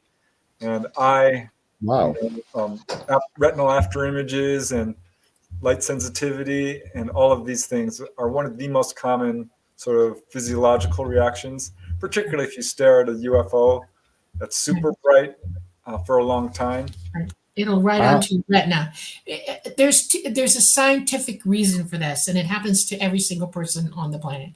When you close your eyes at night and you see purple and red dots and swirlies and stuff like that, that's the easiest way to experience retinal pigmentosa. You've been looking at all kinds of light all during the day, and it's still shimmering on your retina, okay? And it's playing to the back of your eye, and you can still see it. But if you have the ability, if your DNA says, we're going to be real sensitive to this, then you're going to be one of those people who sees, like if you look at an image long enough and you close your eyes, you can see the entire image for a certain amount of time and actually pick things out of it. And it's almost like being like I am. I have a memory that's incredible, and it's visual as well as hearing. And that's how I perceive things. So a lot of contactees have that ability because we are there. And there's another one on this side. It's called you're afraid, you're photophobic. Too much light in your eye is like, oh my God, you're burning my brains out. I have to speak to this because you're blowing my mind. If anybody watching the YouTube right now, they could see my face. Like I'm contorting my face right now. It's going crazy. So 2 things I want to speak to. Light completely destroys my eyes. I'm talking about if the light is too bright in my home, I can't do it. Another thing too, electrically, I affect the lights. So that's one thing that I have displayed in my documentary. I'm actually displaying how I turn street lights off when I want to. Like it's pretty easy. So that's another thing. So the fact that it affects my eyes is huge. And I'm talking about it gets painful. Like if it's too bright, I will feel pain behind my eyeballs. And I never knew why, but it's a thing for sure. 100% is a thing. And I lost my other point, so I'm just going to pass it off. But the light thing really, I didn't hear. All of us that are picked on by them more than anybody else. We all have that in common with one another. ET is horrifically affected like that. That's why you see them wearing lenses on their eyes. Well, They that's can't go to the exactly what I was told by Miss. I'm sorry to cut you off again, but that's exactly what I was told by Miss Denise Stoner. So before I knew what was happening to me and these grays was coming on, I would tell her, look, I never know when they're going to come in the room to get me. So I hide knives in my house. I put a knife in my bathroom. I put a knife in my kitchen. I put a knife everywhere, like just hidden weird, like underneath a cushion or something. So if they get me in the living room, I can reach for a knife. And when I told her that, she laughed just like Dolly just did. She was like, number one, you won't be able to use it against them because they'll know. And number two, they're just hide flashlights because the little grays hate when you shine lights in their eyes. Yes, And that's when I noticed that they have film. Those black, dark eyes that you're looking at, there's actually an eyeball or something behind that that's moving around. I actually wear lenses when I'm flying. Yeah. If you come close enough, if they come close enough to your face, you can actually see the movement behind the lens. And I thought that was another super cool thing because a lot of people just describe these grays with black eyes, but I've seen, beings that some would consider grays with the pupils and stuff. So it's like it was a board on ship, but it wasn't physically here. So it's like it's and they were more hybrid as well, but for sure, not all of them need to wear the lenses unless they're like in this light spectrum, it looks like. So they all see an ultraviolet light. I'm going to describe the way we don't see an ultraviolet light. The spectrum is broken in our eyes by our lenses, by our corneas. I'll give you, for instance, Picasso had cataracts, and they removed the cataracts, the lenses in his eyes. Well, they didn't have the technology to put it back on, and that's why all of his stuff went to blue and yellow and white. Different colors of blue and yellow and white. That's all he could see. He could only see ultraviolet light. Okay. I have 4 color rods in my eyes. And when you take the lenses out of my eyes, well, I already see ultraviolet light anyway, more than most people. I have that in my palette with 4 rods operating in my eyes. But when the lenses come out, everything turns perfectly ultraviolet, and I see things light up like you would not believe. And it is painful. I had to have cataract surgery when I was in my late 30s, early 40s, because I had seen so much light in my lifetime that it affected them that rapidly. I used to be a lifeguard when I was younger, and I stupidly didn't wear sunglasses, and it got me. Okay. I know better now. Preston will tell you I don't leave the house without the darkest glasses I can put on my face, period. Okay, because I want all the lights out in the house. It's like, turn them off. I can't take it. I see auras, white auras and stuff like that, and it's crazy. Yeah, ET's got a real problem with that. And here's the other thing I want to make a point of. Don't do it to anybody. If you see an object in the sky, turn off the laser lights, okay? It blinds us. Sorry. Okay? I do see fives all the time. Go across your face and you go, what are you doing? Stop it. Okay. Do not point it at the craft. Circle the craft with it. That's great. We can see you moving it around us. But do sorry. not I'm just gonna say sorry, Dolly, because it was me. All right. I apologize. All right. I have a couple of more questions. I'm just going to flash this one up and let you guys think about it for a second and then put up another. But here's a question for both of you, Jake and Rafael. What's your favorite story?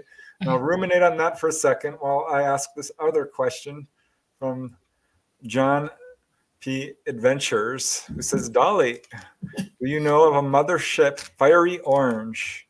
I'm Luanda in Luanda in the 1970s. Parents of my friends saw it on the beach in Africa. Yeah, fiery orange is a common color, I will say. Yeah. You could call them motherships because you can't conceive of anything being bigger than what you're looking at. But that craft was probably 350 feet in diameter or 278 feet in diameter. There's 2 sizes that come in that can come down. And yes, they're the light that they have, the big light on the right side of the craft facing you, is so bright that's all you see, and it's a giant orange light. Now, sometimes because you were there are certain chemicals in our air that cause those lights to change color, especially when they're coming in atmosphere. They'll change from white to blue to orange to green to red to yellow.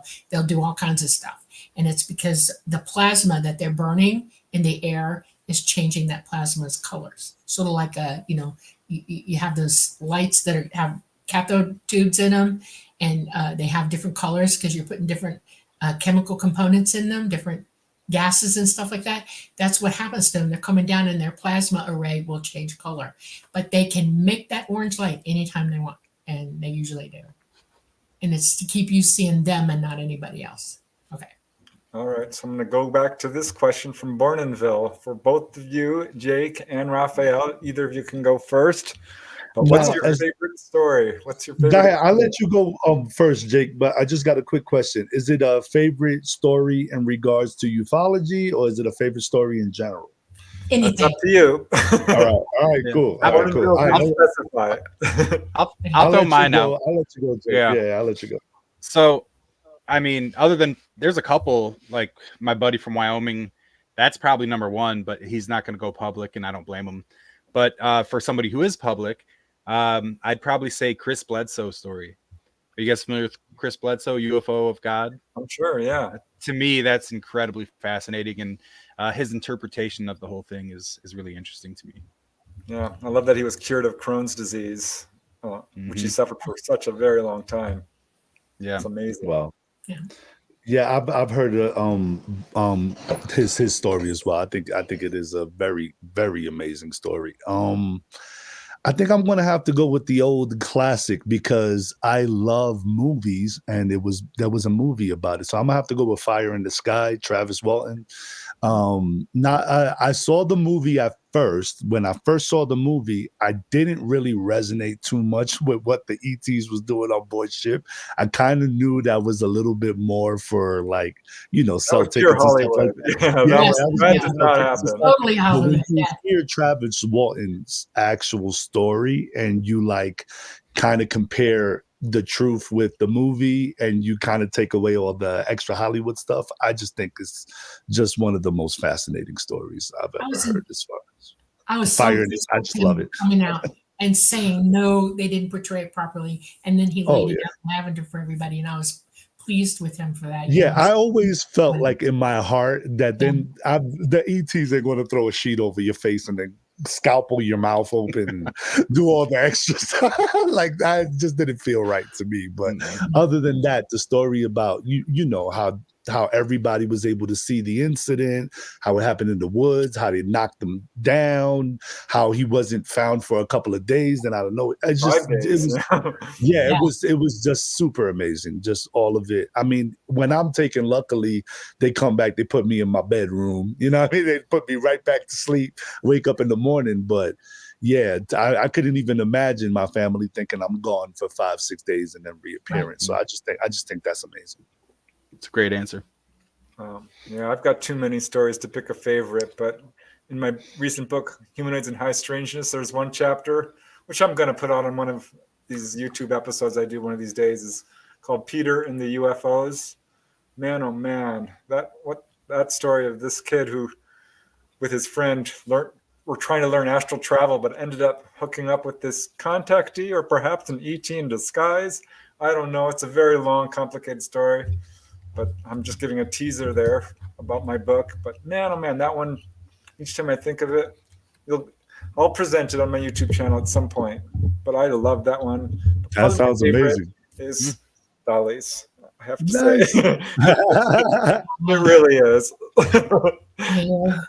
Yeah, I know. I don't have a favorite story because it would be too hard to choose. The one that comes the closest for me is when I was on board and a doctor was brought up just at the moment before he passed away, and they honored him.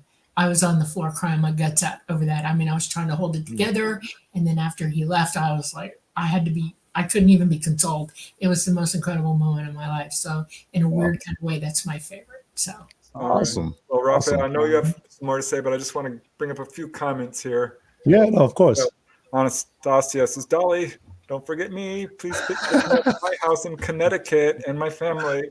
Don't worry, Anastasia. There's a lot of comments going on in chat about, what about me? What qualifications? As long as you're a good person, develop your psychic abilities, reach out to the ETs. They do know about you. They're watching all over all of us. So Yeah. don't worry, live your best life. Yeah. ET looks at it this way. We've been denied using our abilities for a long time, and we've been mind slaves for a long time. And so it is natural for them to understand that we've acted a little crazy, okay, and done a lot of crazy stuff. That doesn't make you a bad person. What makes you a bad person is to deny the people that right. Our autonomy belongs to us. ET is autonomous beings. They absolutely believe in this. And if you believe in this, if in your heart you know you want to be free and you want to know the truth and you want to wake up, go for it, do whatever it takes. You'll go. You'll go in 5 seconds. It doesn't matter what happened while you were here. A lot of us have who are awake and understand and have come to a certain amount of wisdom are responsible. Okay, but that's a different level of understanding. And y'all don't worry about it. The only ones who aren't going are the evil-hearted. Okay, so don't worry about it. Yeah, well, I'm going to bring up this one last comment because I think a lot of people are feeling this. And this is from Fun Talks TV, who says, I'm listening to you guys and I feel this sadness that I don't have any experiences in my life from ET when I really want it to happen. Little sad face. Oh, don't be sad. I think there's a lot of homesickness going on Earth, just living in the third dimension. We're here for a very short time. It's a difficult, we came here to learn all sorts of things and have this wonderful adventure. And it is difficult. But don't feel sad. ETs are watching over us. Contact will come. It happens to all people at some level. Yeah. And some people's life. Yeah. We're flocking together. Don't worry about it. Because you haven't been using these abilities doesn't make you not a bird. You are a bird. You're all part of us. And you see this opportunity happening and coming and awakening, and you're like, hey, I'm part of this, right? And yeah, you are. You're absolutely part of this. So don't worry. Okay. Okay, so now we have still a good 10 minutes before we have to close this show up. Or no, 15. So we're still good. All right, Rafael. So I got a quick question. I wanted to bring something up that I also haven't told, but it's close to my heart. So when I was younger, I lived in Puerto Rico for a small period of time. My mom's also an experiencer. She doesn't speak about it as much, and she's only told me about one experience she's had as a child, not an ET, just with a ship. But I just remember there was a little small part in my childhood in which I would be taken out of class from time to time. And there was another part in my childhood. Have you guys ever heard of the Arecibo satellite? It was the biggest satellite ever at one point on the planet.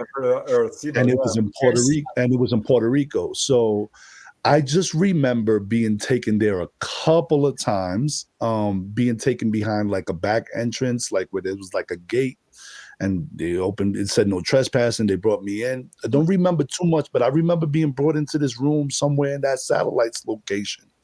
And I was sat with two other kids in like almost like a triangle formation. And our job would be to like interpret what we was thinking and like write it down. For some reason, I always had this idea that they wanted to see if we was communicating with something, and they enhanced the experience that I don't know how to explain it, but like the abilities that we have telepathically with the satellite. And I was just wondering, have you guys ever heard of any programs done with kids to where they use, because I've been intuitive my whole life. And my mom used to tell me things like, you used to go to a summer camp for like 2 weeks at a time when they used to pay us for you to go. And I've never heard of a summer camp where the parents got paid for the kid to go to summer camp. Yeah. So it's like, it just didn't add up. So I never really talk about it because it's uncomfortable, to be honest. And I don't have too many memories that kind of really fragmented, but it would be like me being in this Jeep and then taken into like the satellites area behind the gate. And then I won't remember anything. Then all of a sudden I'm saying Indian style with other kids in like a room. And then all of a sudden they're trying to get me to like interpret what I'm thinking mentally on paper and explain to them what I'm thinking. And I just kept on feeling like maybe they were using me to like interrogate other extra. I don't know. It's just weird. They It were was just they were looking for you. They were singling you out because they knew that you probably had abilities, and it's lucky that you didn't get completely sucked in because that's an MK Ultra program. And yes, oh, it exists. In the one I was in Miami, close to the Air Force Base, my father got me out of it and told them leave me alone. Okay, so yeah, that's MK. okay. Okay, so another thing I want to speak to the MK Ultra. I remember this part, and I don't like speaking about this as well, but it feels like head to skull voice technology. So what ended up happening was I was taking a shower one day, and then out of nowhere, it sounds crazy, so it's hard for me to say this, but out of nowhere, there's like a legit conversation happening in my mind with these three gentlemen. And it's like a conversation, like I say we turn the nozzle up a little bit or yada, yada, yada. And then I can hear one of the people in this conversation goes, oh, like the S word, oh, snap, oh, S word, oh, S word, oh, I think he can hear us. Turn it off, turn it off, turn it off, and then all of a sudden the signal goes out. You need to go to And bed at night with no Wi-Fi on, no technology on, turn all your phones off, fair damn, get everything turned off. No more. Don't do it, because they do have the ability to psychically connect with everybody now. And because you're awake and you are psychic, you can hear that happening, and they just wised up to you for that. They have a neural network. Don't doubt it. It's working. It's advancing, and they're even talking about it on the History Channel. It came out the other day. I saw it. I was like, oh my God, look, Preston, there it is. This is happening. They can talk to you. Do not, and when you're using your phone and you're done using your phone, the double echoes on the phone. It's like the minute I get on the phone, it only takes a couple of seconds before I hear like a little click, and then there's a double echo, and then that happens a lot too. Don't let them in your house at night. You need the freedom to be able to do what you need to do at night. Turn it all off, all of it. Gotcha. Okay. Gotcha. All right. Thank you for that, because I it's hard for me to say things like that, because the minute I used to say that to like a family member, they'd be like, dude, you're crazy. It's like, stop it. They're hypnotizing people without them even knowing it. That's why groups become violent suddenly, and all this other kind of junk is going on. They turn people against one another with it, and they don't. You say it to them, and you go, oh, no. Oh, yes. It's happening. It really is. Okay. Well, there you go. I've said a lot of stuff that I haven't said. I just want to say this before you say anything, Jake. I said a lot of stuff on this podcast that I haven't said anywhere else. So I just want to say thank you for letting me get that out and helping me kind of piece these puzzles together. You're welcome. Jakey, eggs and bakey is on you, my brother. No, so I got one. I mean, there's a lot of stuff I can't really talk about. Or I mean, I can if I'm extremely vague to other people in my family. So I mean, there's one that I ran by Kathleen Martin, which is of course the niece of Betty Hill from Betty and Barney Hill. Right. And to her, it was blatantly obvious, and it is to me too, really. But like, I'll say it this way: there's a young man within our family who, he kind of came over and he's like, "Oh, it's pretty cool you're doing this podcast about this subject." And I was trying to pick his brain a little bit. Like, what do you think you've ever had anything odd? And he told me, he's like, well, I remember a couple times waking up and there was this thing in my room, and I was like, describe it to me. And I drew it. It looked like a typical gray, like almost exactly. And I'm not saying, that's an alien. Like I'm just letting him talk. And he goes, yeah, dream I had. They were trying to get me and my sister to go into a blimp. And I didn't want to, and I was trying to fight him off. And then he said, and I was inside the blimp, and he said, but they wouldn't let us in the big part. We just had to stay in this part for a while, and then after a while, they let us in. And I mean, there's a lot more other things I'm not mentioning, but I mean, to me, that's, a lot of experience seems to be generational, right? Familial. They follow like a family line for some reason. And for sure, I mean, yeah, I mean, I've had it all written down, like kind of the sketch, what he said. There's so much more I'm leaving out, but to me, I mean, I can't even think of a more obvious screen image, really. A big blimp. I mean, who has a dream that somebody in a big blimp is going to try to get them to go inside of it? I mean, yeah. There's also another member of my family. I'll say it briefly, but she's had multiple experiences with mantis beings, baby presentations while they're there, which I've had also, of course. She has, the classic. I've had this one, but I never really thought too much about it. But she's had dreams of, the dream where there's hundreds of ships in the sky, or just one really Right. big one kind of over the house. Yeah. But one really odd one that she's mentioned quite a few times is, it almost kind of sounds like a MyLab. But she said that she's had like almost like a catastrophe's happening, and then there's people. I can't remember, just coming down on ropes, which would sound military, but have you ever heard of that? Some sort of. I've seen just about everything. I've had Different downloads, forms, yeah. images, conversations, things like that. Okay. And what I want to tell you is this: we are now in a time where a false flag has already begun. It is upon everybody on this planet, and you are being bombarded with images and thoughts and ideas that are directing you in one direction, and that would be that it is coming to kill you, eat you, whatever. Okay. And depending on how together you are, how healed you are in your understanding of things, how psychic you are, you're either going to flat out become prey of it or not. And I suggest to everybody, and from here who can hear my voice, y'all need to think deeply about what's going on around you, and consider everything that's happening, and put a critical eye on it, a stink eye on it if you have to. Don't believe everything right out the gate. Reasonably deduct, cognitively think it through. I know there's not a lot of science going around in everybody's education and stuff like that, but I'm telling you, ETs are not here. They cannot be here. We are in the middle of a giant electromagnetic field that is light years across, and they cannot be here. They are not here. So what else is here? Here is here. And we've back engineered enough for it to frighten the hell out of you. Don't be frightened. Just think it through. Okay? Yep. I mean, Unfortunately, guys, yeah. we're at the top of the hour, so we're really going to have to close it down now. But I want to give you each 1 minute to, pump your podcast or whatever information you would like. So whichever you want to go first.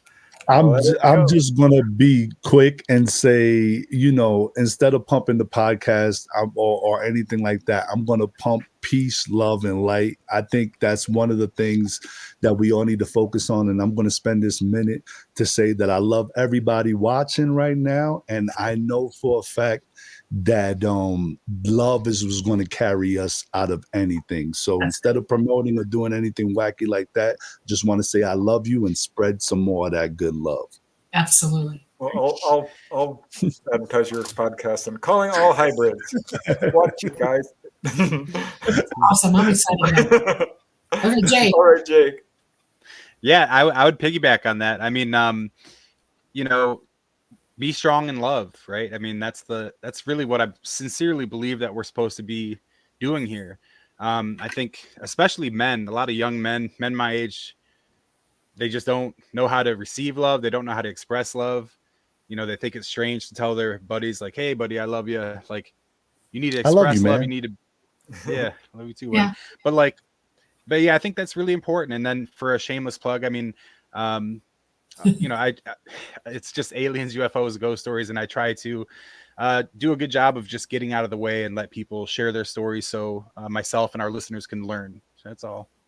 That's cool. Preston? Yeah, I'd just love. Live without fear. Have fun, as I like to always say at the end of my YouTube channel. And remember that we ourselves are unlimited in our power. But yeah, we do have to end the show. So Yep. really I'm looking at the time. I got less than a minute. So, okay, here we go. This is the last thing I'm going to say today before I sign this out. And this is directly from Talata. It says, be strong in love. Love is what carries through. Love is what heals. Love is the strength of life. Love has no limit. Therefore, let love become who you are. Let love evolve to its fruition. Let the light that is love burn bright. Let its wisdom guide you to higher understanding, and its power move you to teach its power to others. Love. Okay, we are the Light Gate. I hope y'all had a good time with us. We will see you next Monday night at 9:10 p.m. We're coming to you live from the beautiful city of New Orleans at the United Public Radio Network at 107.7 FM and the UFO Paranormal Radio Network at 105.3 FM. We love you, Roku. We love you, Facebook, all our other YouTube, all of y'all. Night, night. Love you. Love you guys.